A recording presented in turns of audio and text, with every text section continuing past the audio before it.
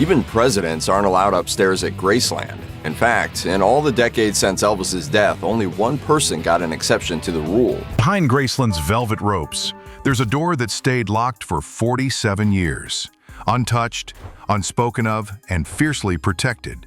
Most fans never even knew it existed. But now, that silence is broken. And what's been found inside is rewriting everything we thought we knew about the king of rock and roll. The upstairs of Graceland wasn't just Elvis's private sanctuary. It was a sacred zone. Even his closest friends, the Memphis Mafia, were rarely allowed past that staircase. And after his death in 1977, the family kept it sealed. No tours, no cameras, no exceptions. For nearly 5 decades, it became the most mysterious space in American pop culture. A room frozen in time, hidden just a few feet away from where millions of fans walked each year. So why now? That answer begins with Riley Keough, Elvis's granddaughter. In the wake of Lisa Marie's sudden passing, Riley stepped into a role she never asked for, the sole trustee of Graceland's legacy. And almost immediately, whispers began circulating. Whispers that Riley wasn't just managing an estate. She was unsealing a truth her grandfather had gone to great lengths to bury. It started with a key. According to sources close to the family, Riley was going through a box of Lisa Marie's personal items when she found a velvet pouch containing a single antique key and a folded letter. The letter was addressed to her, but the handwriting? It was unmistakably Elvis's. The contents of that letter haven't been made public, not entirely, but Riley confirmed in a recent interview that it changed the way she sees everything. She says it led her to that infamous staircase, to the locked door at the top, and to a truth her mother had quietly protected all her life. What's upstairs isn't just a bedroom. It's a living time capsule. The bed is still made. His reading glasses rest exactly where he left them. Even the styrofoam cups he drank from the night before he died, still there. The air is said to carry a smell of cologne and vinyl. And on the bedside table, a notebook with scribbled lyrics, some unfinished, some eerily prophetic. But this wasn't about nostalgia. Riley didn't go up there for a memory. She went up looking for answers. You see, Elvis spent the final months of his life increasingly withdrawn, away from the stage, away from Hollywood. He confined himself to those upstairs rooms, sleeping odd hours, speaking in riddles, and writing furiously in private journals no one was allowed to read. Some said he was paranoid. Others said he was on to something. What Riley found up there shattered the image of Elvis as just a fading icon. Behind that locked door was the real man, lonely, guarded, and carrying secrets too heavy for the spotlight. So why did he guard this place so fiercely? Because upstairs was where the betrayal began. A betrayal that started years earlier, one that Elvis buried beneath loyalty and silence. It wasn't about fame. It wasn't about money. It was about trust. And according to Riley, the pain from that betrayal followed him until the very end. The truth? Elvis was hiding from more than just the public. He was hiding from the people closest to him. And the clues to that betrayal?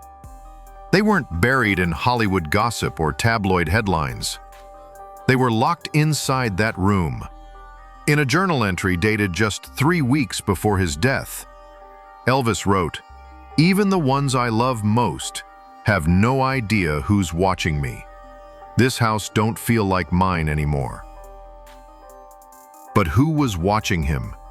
And why did Lisa Marie keep that room sealed? Then came the biggest shock of all. Hidden beneath the journals was a small metal box locked with a 4-digit code. Riley cracked it with Elvis's birthday.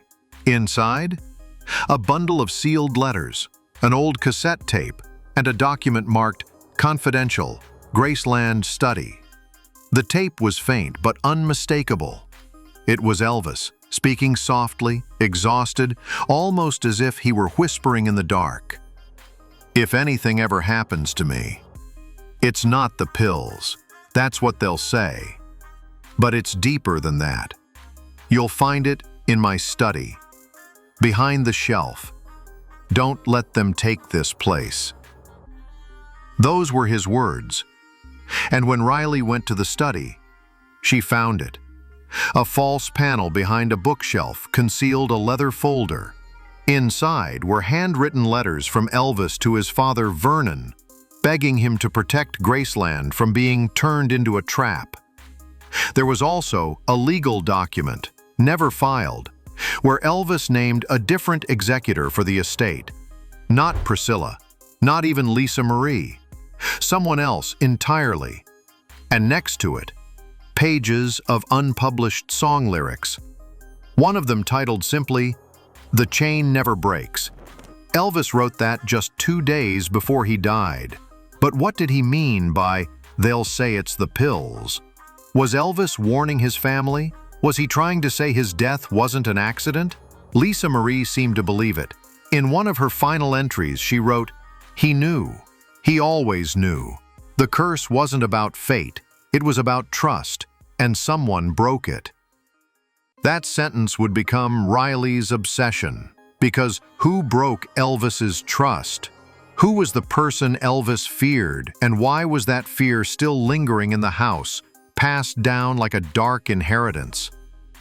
Even more disturbing, Lisa Marie left a final note tucked into one of the journals.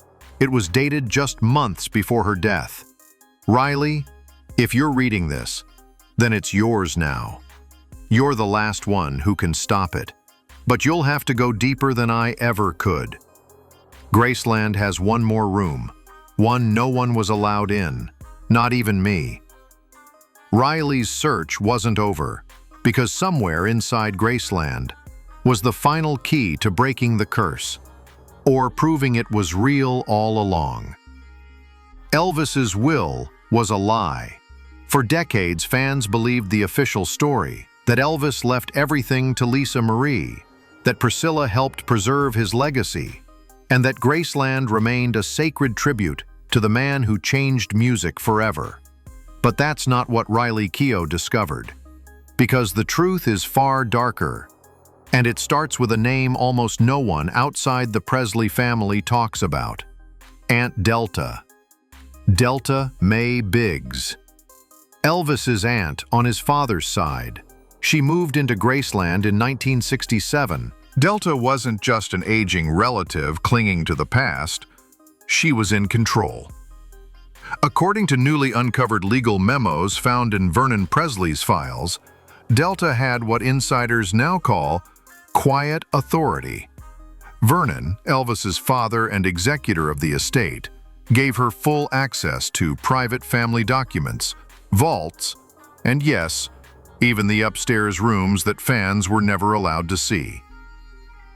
Riley learned all this through a legal battle she never expected to fight. After Lisa Marie's death, Riley was thrust into the center of a storm. On one side, Priscilla Presley, Elvis's former wife, challenging Lisa's will and claiming she was removed unfairly as trustee. On the other side, Riley, young, grieving, and now the face of a billion-dollar legacy. But when Riley started going through legal records, one thing stood out. Elvis's original will didn't match the one that was filed in probate. The signature was real, but key names were missing. One of them? Vernon's longtime lawyer, a man named Wallace Thompson, who reportedly drafted a second document naming a different executor altogether. And according to Riley's legal team, that document was never submitted to the court. It was buried. Why? Because the person Elvis actually wanted to control Graceland wasn't someone famous. It wasn't Priscilla. It wasn't even Lisa Marie. It was a man named Robert Gene Smith, a former bodyguard turned estate manager who lived in the guest house behind the mansion. Smith had worked for Elvis since 1972. He was quiet, loyal, and always stayed out of the spotlight. Elvis trusted him, not just with money, but with secrets. And it was Smith who reportedly helped Elvis hide sensitive documents and letters in the upstairs study. Riley found Smith's name referenced in a legal draft titled Contingency Executor, should Vernon become incapacitated. That draft was signed by Elvis on June 3, 1977, just 2 months before his death. So what happened? Why wasn't Smith ever mentioned again?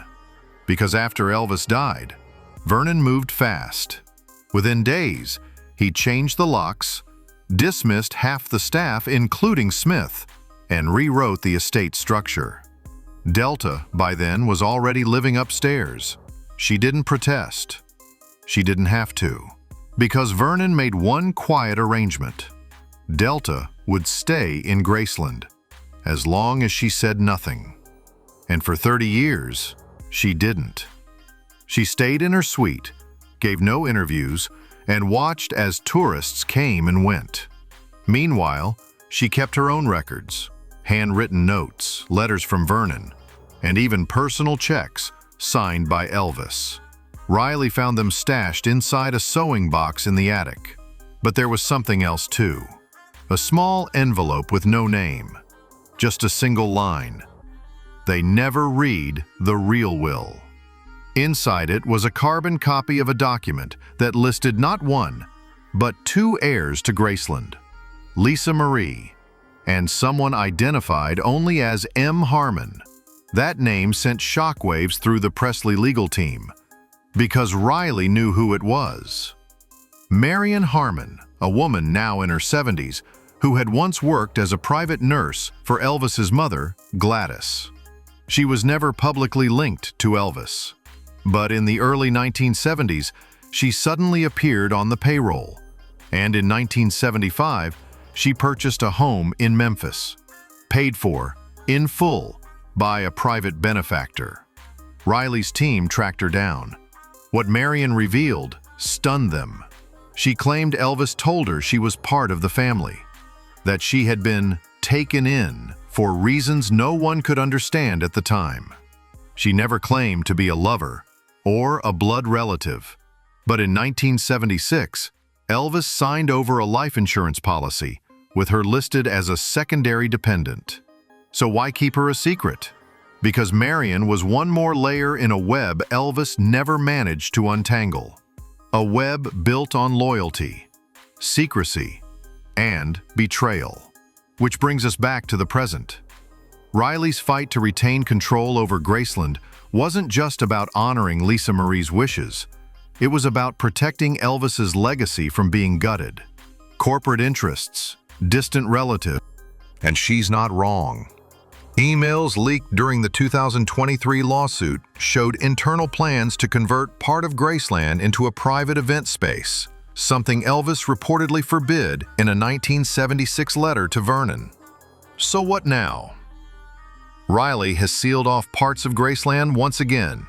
She's halted all redevelopment. And she's ordered a full audit of every file connected to Vernon and Delta's oversight of the estate. But one question still remains. Why did Elvis feel the need to hide the truth about who would control Graceland? The answer, Riley believes, lies in a place no tourist has ever seen. A room buried deeper than even the upstairs bedroom. A space not marked on any blueprint. A chamber Riley says was intentionally removed from public records in the early 1980s. It was called the Reflection Room. No one outside the family even knew it existed. Until now. Riley unlocks the door to Elvis's final secret. A room frozen since 1977, with contents so shocking they could change the way we remember the king forever. When Riley Keough unlocked that long-sealed bedroom at Graceland, untouched since August 1977, she didn't just open a door, she stepped through a portal into Elvis Presley's final hours. The room was a perfect time capsule, preserved in eerie stillness. Dust motes swirled in the sunlight as the musty scent of old paper, leather, and the faintest trace of Elvis's favorite cologne, a ghost of his presence, filled the air. The nightstand told its own haunting story. Medicine bottles stood exactly where Elvis had left them. their labels faded but still readable. Quaaludes, Demerol, Seconal, the very drugs history would blame for his death. But beneath them lay something far more revealing.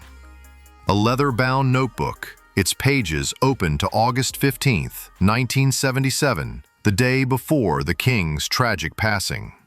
The handwriting was rushed, uneven, as if written in distress.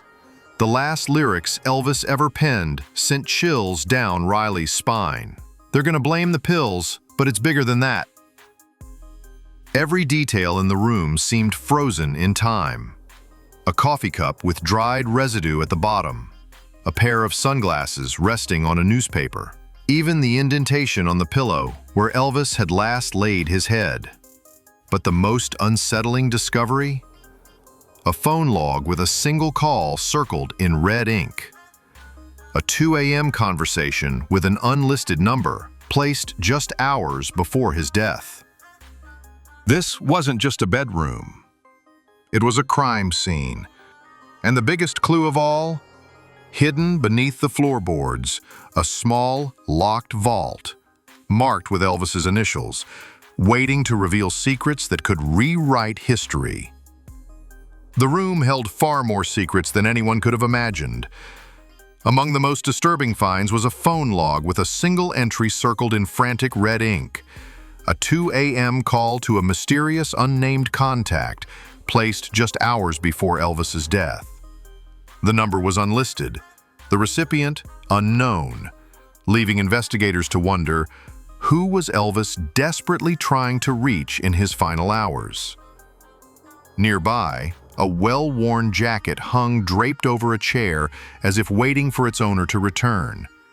Its pockets revealed intimate fragments of Elvis's last night alive, a handful of loose change, a crumpled receipt from the diner where he'd eaten his final meal, and a ticket stub from what would be his last movie outing.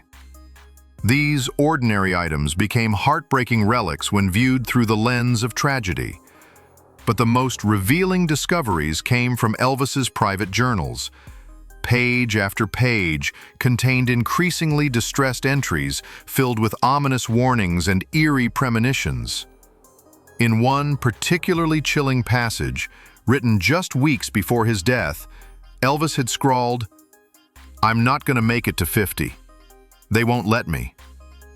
Other entries hinted at shadowy figures controlling his career, financial troubles he couldn't escape, and a growing sense that his time was running out. The journals painted a portrait of a man who saw his demise coming, a stark contrast to the official narrative of accidental overdose. Combined with the other artifacts in the room, they suggested Elvis may have known his death wasn't going to be what it seemed. These weren't just personal effects. They were pieces of a puzzle that, when put together, could rewrite the story of music's most iconic tragedy. But the most shocking discovery lay hidden beneath the floorboards, a small, locked vault bearing Elvis's engraved initials, completely untouched since 1977. Riley's hands trembled as she brushed away decades of dust, revealing a secure compartment that could hold anything from unreleased music to explosive personal revelations. Whatever secrets this time capsule contains might finally reveal the truth behind the king's untimely death and change everything we know about music history forever. Smash that like button if you believe Graceland's secrets aren't done yet, and subscribe because next week, we're unsealing Elvis's private vault, and you won't believe what's inside.